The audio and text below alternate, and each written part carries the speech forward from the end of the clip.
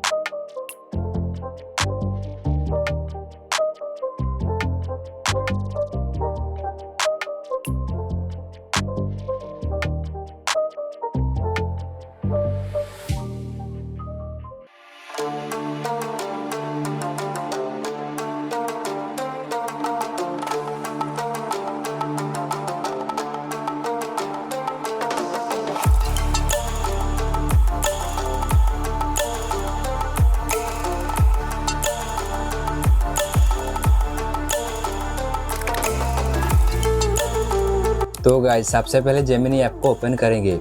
Gemini app आपको play store पर मिल जाएगा। प्ले स्टोर से जेमिनी ऐप को डाउनलोड कर लेना। अगर आपने जेमिनी ऐप को बहुत लंबे समय से यूज कर रहे हो और अभी तक आपने अपडेट नहीं किया, सबसे पहले आप अपडेट कर लेना। ओपन करने के बाद क्रिएट इमेज को सिलेक्ट करेंगे, फिर नीचे प्लस में क्लिक करेंगे, फिर गैलरी में क्लिक करेंगे।